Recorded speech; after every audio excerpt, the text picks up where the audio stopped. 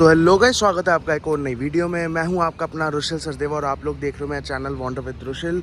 तो आज हम लोगों के पास अपनी हिमालयन तो है ही, और बहुत बंदे बोल रहे थे कि भाई आपने इसके अंदर मॉडिफिकेशंस की काफ़ी सारी वीडियो बना दी, बट हर बंदे के लिए ना ऐसा मतलब पॉसिबल नहीं रहता कि यार वो एक एक वीडियो मेरी देखे।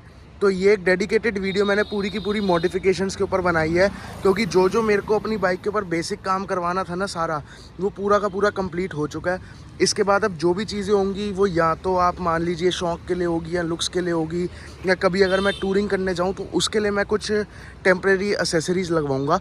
बट अभी जो मेरी बाइक के अंदर लगा हुआ है वो सारा का सारा काम परमानेंट हो चुका है। इसके ऊपर से मैं कुछ भी अब हटाने नहीं वाला हूँ। तो ये ऐसा है कि आप सिटी में लगा के घूम सकते हो, वो सामान मैंने भी लगवा रखा है। तो मेरी बाइक जो अभी सिर्फ 1035 किलोमीटर चली है, एकदम ब्रांड न्यू बाइक है। आप लोगों को पता ही है, डिलीवरी भी आप लोगों के सामने ही ली थी मैंने। तो 2 महीने हो चुके हैं बाइक को, 25 जनवरी को मैंने ख़रीदी थी ये, और अभी क्या कहते हैं तकरीबन अप्रैल की स्टार्टिंग चल रही है अभी तो। हाँ, तो 2 सवा 2 महीने हो गए हैं। तो स्टार्टिंग फ्रॉम द फ्रंट अगर हम लोग बात करें तो मैंने ये लगवा रखी है हेडलाइट की ग्रिल, ठीक है। तो हेडलाइट की ग्रिल मैंने ये लगवाई है अपनी बाइक के अंदर। उसके अलावा मैंने अपनी पूरी की पूरी बॉडी के जो ये बाइक की बॉडी है इसके ऊपर पूरी लेमिनेशन करा रखी है। आप लोग यहाँ पे देखो, हल्की हल्की सी ये सेलो टेप है कि लेमिनेशन ना उतरे, इसलिए कोने में ना सेलो टेप होती है, वो चीज़ पूरी लगा रखी है। तो ये हल्की हल्की यहाँ से उतर रही है, तो इसको आप लोग जज मत करना। बट अगर आप लोग ओवरऑल टैंक के ऊपर देखो तो देखो कितनी प्यारी लेमिनेशन हो रखी है भाई। और इसका जो मेन फ़ायदा होता है लेमिनेशन का, वो होता है कि आपको माइनर स्क्रैचेस से बचाए। जैसे कि आप यहाँ पे चेक करो, यहाँ पे मेरी बाइक की साइड में से 1-2 जगह से लेमिनेशन फट रही है। वो इसलिए क्योंकि जब मैं राइड करता हूँ, जो मेरे नी गार्ड्स हैं स्काईको के, मैं K12 सीरीज़ यूज़ करता हूँ, तो वो जब मैं टक इन करता हूँ ना टैंक के साथ में, तो वो काफ़ी ज़्यादा इसके साथ रब करते हैं और टैंक के ऊपर स्क्रैचेस ना आए, इसलिए लेमिनेशन उसने हल्की हल्की फाड़ दी। तो इसको मैं थोड़े टाइम में चेंज करवाऊँगा। अभी तो इसको जैसा चल रहा है चलने दे रहा हूँ, क्योंकि मेरा प्लान है 6 महीने के बाद मैं लेमिनेशन चेंज करवाऊँगा, तो उस हिसाब से ठीक है। तो अगर मैं लेमिनेशन आपको बताऊं तो स्टार्टिंग में इधर फ्रंट जो बीक होती है, अपर मड गार्ड भी जो लोग कहते हैं, उसके ऊपर लेमिनेशन हो रखी है। मेरा जो वाइज़र है उसके ऊपर लेमिनेशन हो रखी है। टैंक के ऊपर लेमिनेशन हो रखी है। साथ के साथ ही मैंने जो ये मेरी मीटर की स्क्रीन है इसके ऊपर भी लेमिनेशन करा रखी है। यहाँ पे आप लोग देखो, हल्का हल्का यहाँ पे आपको इधर बबल दिखेगा, तो उससे आप लोग समझ सकते हो कि इसके ऊपर भी लेमिनेशन हो रखी है। साइड में जो छोटा पैनल है दोनों तरफ, उसके ऊपर भी लेमिनेशन हो रखी है। पीछे का जो ये जो पार्ट आता है, पिछला मडगार्ड आप इसको कह सकते हो, इसके ऊपर भी लेमिनेशन हो रखी है, ठीक है। तो एक प्रॉपर मैंने लेमिनेशन हर तरफ से करा रखी है बाइक के ऊपर, ताकि छोटे मोटे माइनर स्क्रैचेस से बचा ले वो। ये जो मेरी बाइक के ऊपर हुई थी, कंप्लीट हुई थी 2500 रुपये की, इंक्लूडिंग ये फ्रंट के स्टिकर जो है मैंने वॉन्डर विद रुशिल लिखवा रखा है फ्रंट में और बैक में। ये दोनों चीज़ें मैंने करवाई थी और ये मेरे को 2500 रुपये की पड़ी थी सिर्फ। उसके बाद हम लोगों ने करवाया है ये हेडलाइट ग्रिल लगवाई है स्टार्टिंग में, जो कि हेडलाइट को बचाती है। ये आप मान के चलिए एसएस का जो पूरा का पूरा पार्ट है काफ़ी ज़्यादा सॉलिड है और हेडलाइट को बचाता है। इतना इसके अंदर गैप रहता है हेडलाइट से, ताकि ये हेडलाइट से टच ना हो। अगर आप लोग यहाँ से देखोगे आपको गैप दिखेगा थोड़ा थोड़ा। और स्टार्टिंग में फ्रंट में अगर ये आर वाला जो लोगो है रॉयल एनफील्ड का, उसके लिए भी प्रॉपर कटिंग दी हुई है जो मैन्युफैक्चरर है उसने।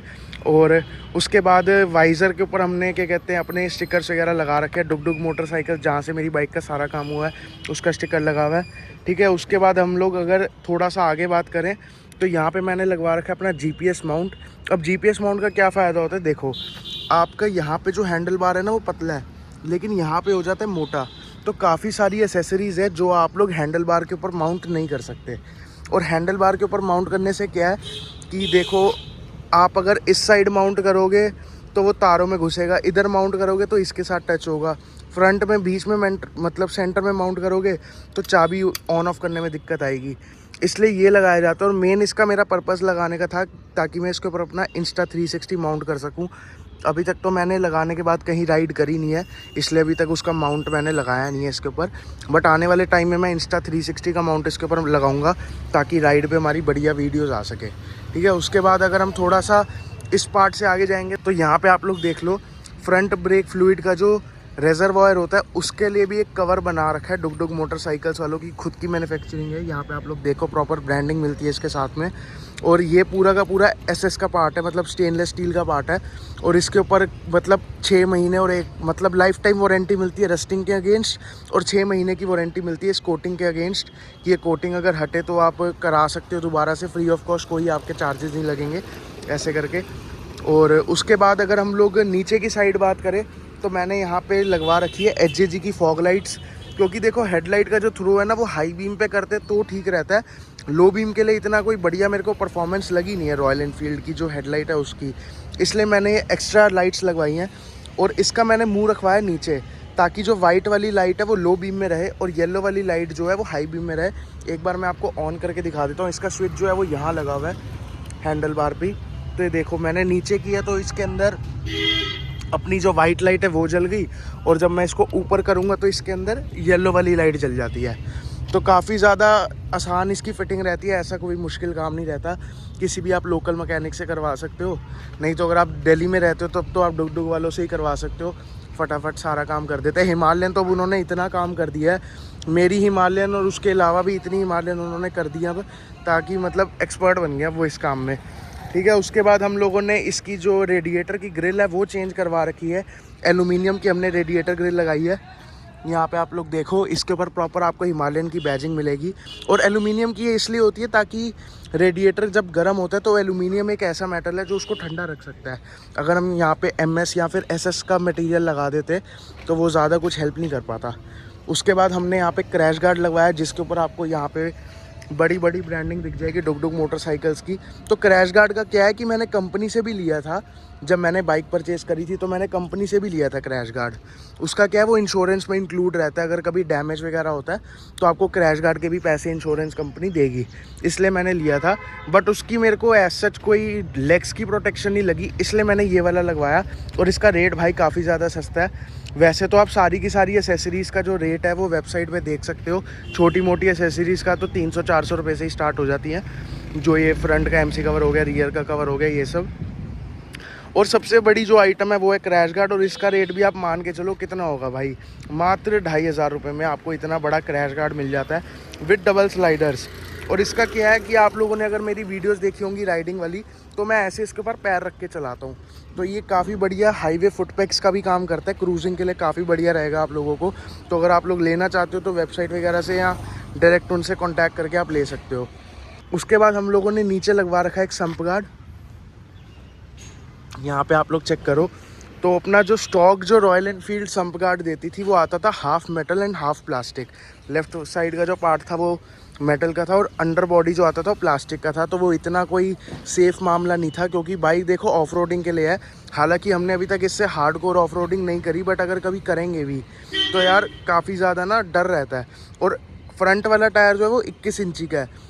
जितना बड़ा टायर होता है वो उतने ज़्यादा पत्थर उछालता है पीछे, तो टायर से सीधा पत्थर जाएगा इंजन में, तो वो कोई उसके अंदर नुकसान ना हो। इसलिए भाई सबसे ज़्यादा सेफ़ आइटम तो यही है कि आप लोग प्रॉपर एमएस मटेरियल में है, ये माइल्ड स्टील मटेरियल में है अपना सम्प गार्ड, तो ये आप लोग लगवा सकते हो और प्रॉपर ये आपको पूरी की पूरी अंडर बेली प्रोटेक्शन देगा। उसके बाद हम लोगों ने साइड में लगवा रखा है rear MC cover. Master cylinder होता है, रियर ब्रेक का मास्टर सिलेंडर होता है, उसका कवर लगवा रखा है। यहाँ पे आप लोग देख लो, तो ये भी हल्की फुल्की आइटम है, 300-400 रुपये की आइटम है और स्टेनलेस स्टील में है ये, ठीक है। और उसके ऊपर जो लगा हुआ है ये है हमारा रियर डिस्क ब्रेक का जो रेजरवॉयर होता है, कंटेनर जो होता है जिसके अंदर फ्लूइड रखते हैं हम लोग, उसका ये गार्ड है। तो ये भी हमने लगवाया है। एज सच इसको तो प्रोटेक्शन कंपनी वालों ने भी दी है हल्का सा अंदर प्लेस करके, बट अगर भाई कभी भी ये टूट गया ना, किसी रीज़न से कोई कभी गिरते हैं या कभी ये टूट जाता है तो सीधा ब्रेक मतलब आपकी फ़ेल हो जाएगी, ऐसा पंगा पड़ जाता है। तो इसको हमेशा ध्यान से रखना, प्रोटेक्शन इसके ऊपर काफ़ी ज़्यादा ज़रूरी है। उसके बाद अगर हम लोग नीचे बात करें, यहाँ पे आप लोग देख लो मैंने अपनी बाइक के अंदर डी कैट पाइप इंस्टॉल कर रखी है। तो एक बार मैं सबसे पहले आपको बताया तो डी कैट पाइप का काम क्या होता है। हमारी हिमालयन के अंदर जो है अपना जो क्या कहते हैं सिलेंसर है और बेंड पाइप है, इन दो के अंदर तो डी कैट मतलब कैटेलिक कन्वर्टर आता ही है। स्लिप ऑन के अंदर भी आपको कैटेलिक कन्वर्टर मिल जाएगा। और जो ये है यहाँ पे आप लोग देख रहे हो मोटा मोटा सा हो रखा है, यहाँ पे भी आपको एक कैटेलिक कन्वर्टर मिलता है। तो ये 2 कैटेलिक कन्वर्टर तो ऐसे हैं जो हम रिमूव नहीं कर सकते, आपको पूरा का पूरा एग्जॉस्ट ही बदलना पड़ेगा या फिर ये पूरा का पूरा यही चेंज करना पड़ेगा। बीच का एक कैटेलिक कन्वर्टर है जो काफ़ी ज़्यादा बल्की है, और उसकी वजह से एक दिक्कत थी कि आप लोग कभी भी अगर अपने हिमालयन के डबल स्टैंड को ऐसे नीचे करके ऐसे ऊपर छोड़ोगे ना, तो आपको ठक की आवाज़ आएगी, क्योंकि ये जो डबल स्टैंड है ये कैटेलिक कन्वर्टर के अंदर लगता था। इसकी सबसे बड़ी समस्या ये थी। लेकिन जो हमारी डी कैट पाइप है, इसके नीचे आप लोग देखो, यहाँ पे आपको एक रबड़ का बुश मिल जाता है। ये बुश आपको जब आप डी कैट पाइप परचेज़ करोगे उसके साथ में मिलेगा। तो ये जो चीज़ है ये आपको बचाती है कि आपका जो ये डबल स्टैंड है ये डी कैट पाइप के अंदर ना लगे, या फिर चेसिस में जाके ना लगे, या स्विंग आर्म में जाके ना लगे। तो ये एक इसका फ़ायदा है। और कैटेलिक कन्वर्टर का मेन काम होता है कि जो गैसेस होती है उसको फ़िल्टर आउट करे, और अच्छे से ना, मतलब रिफाइंड नहीं चलती थोड़ी सी बाइक, आपको लगता है कि घुट रही है बाइक। जब तक आपने डी कैट पाइप नहीं लगाई तब तक आपको फ़र्क नहीं पता चलेगा। लेकिन अगर आपने कभी डी कैट पाइप वाली हिमालयन चला ली तो आप लोग अगले दिन ही अपनी बाइक का कैटेलिक कन्वर्टर हटवा दोगे। इसके अंदर इतना ज़्यादा फ़र्क आ जाता है। सबसे पहले तो आवाज़ में फ़र्क आता है, मैं एक बार आपको सुना के दिखाता हूँ।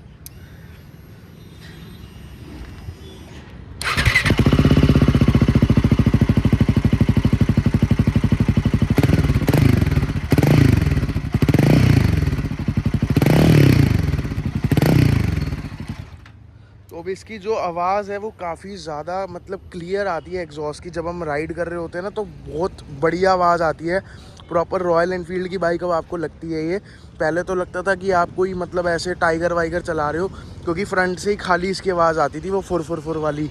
तो पीछे से भी आवाज़ आने लग गई है उसकी, तो पीछे से भी जो आवाज़ आती काफ़ी बढ़िया है इसकी। तो वो फ़ायदा होता है आपका कैटेलिक कन्वर्टर हटाने का, कि आपको बढ़िया आवाज़ सुनने को मिलेगी। साथ के साथ आपका ऐसा सच कोई चालान नहीं है, क्योंकि कोई भी पुलिस वाला सिलेंसर देखता, तो सिलेंसर हमारा स्टॉक है। डी कैट पाइप देखे तो देखे, उसका कुछ मतलब नहीं। और पीयूसी जो है ना आपका, पोल्यूशन अंडर कंट्रोल, वो आपका हमेशा पास होगा, क्योंकि आपकी जो गैसेज़ है वो 2 जगह से अभी भी फ़िल्टर आउट हो रही है। एक तो यहाँ वाला कैटेलिक कन्वर्टर और एक स्लिप ऑन वाला कैटेलिक कन्वर्टर। इन दोनों के अंदर से जो आपकी गैसेज़ है वो पास होंगी और वो साफ़ होके ही बाहर आएंगी। तो आपका जो पीयूसी का सर्टिफिकेट है वो बनवाने में आपको कोई दिक्कत नहीं आएगी 1 साल के बाद में। तो आप ये आराम से लगवा सकते हो, ठीक है। उसके बाद अगर हम लोग पीछे की साइड बात करें तो हमने लगवा रखे हैं सैडल स्टेज। इसका जो मेन काम है ना, ये है पीछे की लुक को बढ़ाना। जैसे अगर आप लोग फ्रंट से बात करो, अगर ये यहाँ पे ना होते तो हमारी बाइक आगे से इतनी ज़्यादा चौड़ी लगती और पीछे से एकदम पतली लगती। तो इसीलिए मैंने सैडल स्टेज लगवाए हैं। एज सच मेरी अभी तक हाईवे टूरिंग कोई नहीं बनी है कि मैं सैडल स्टेज के ऊपर बैग बांध के लेके जाऊँ। तो कोई इसका वो पर्पस नहीं है कि भाई मैं मतलब यूटिलाइज़ करने के लिए लगवाया, इसके ऊपर टूरिंग करूँगा ये वो। टूरिंग एक अलग मेरा वो है, पार्ट है। अगर कभी मन किया इसको लेके निकलने का तो साइड में 2 बैग डाले और हो गया। यहाँ पे आपको एक ना फुटरेस्ट टाइप भी चीज़ मिलती है जिसके ऊपर आपके बैग्स को सपोर्ट मिल जाता है। मैंने वो चीज़ अभी हटवा दी है, 2 पेचों से लगी होती है यहाँ पे, एक इधर एक इधर। तो वो चीज़ मैंने हटवा दी है, क्योंकि मेरे को बस सिटी में ही चलानी है और हाईवे वगैरह पे, संडे राइड्स वगैरह पे जाना है, तो उधर उस चीज़ का कोई काम नहीं है, इसलिए मैंने हटवा दिया। तो ये काफ़ी बढ़िया चीज़ है और हैवी भी है, अच्छी खासी पूरी बाइक आपकी हिलती है इसको हिलाने से। उसके बाद हम लोग बात करें, पीछे हमने लगवा रखी है टॉप रैक की जो प्लेट होती है, ये लगवा रखी है। इसका भी मेन काम सिर्फ एस्थेटिक्स के लिए है, क्योंकि इसके ऊपर बढ़िया सी अपनी हिमालयन 450 की ब्रांडिंग आपको मिल जाएगी और अच्छे से पीछे बल्कि लुक देता है। फ्रंट से लेके बैक तक पूरी बाइक जो है लोडेड लगती है, ये इसका मेन फ़ायदा है। और कभी क्या होता है कि जैसे हम लोग सिटी में कभी जाते हैं, कुछ सामान वगैरह लेके आना होता है, तो यहाँ तो आप अपने बैकपैक में रख सकते हो, या फिर आप ना पीछे बंजी कॉर्ड से आराम से बांध सकते हो सैडल स्टेज और ये लगने के बाद।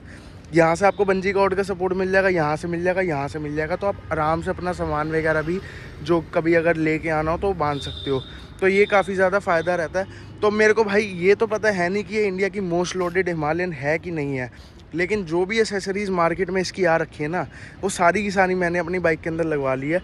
तो मेरे को कम से कम ये तो है कि हाँ भाई, जो चीज़ मैं चला रहा हूँ वो सबसे बढ़िया अभी चल रही है मार्केट के अंदर।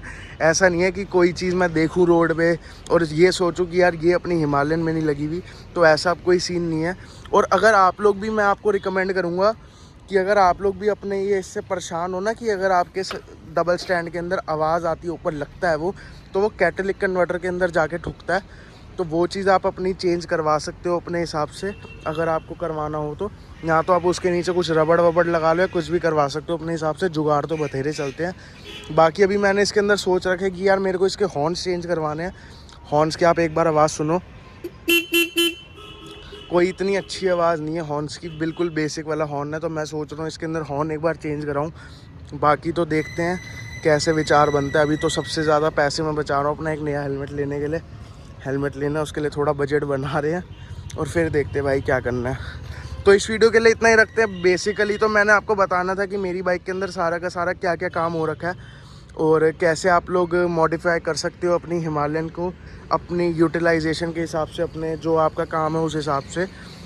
तो इस वीडियो के लिए इतना ही रखते हैं, शॉर्ट एंड सिंपल इसको रखते हैं। मिलते हैं अगली वीडियो में। Thank you so much.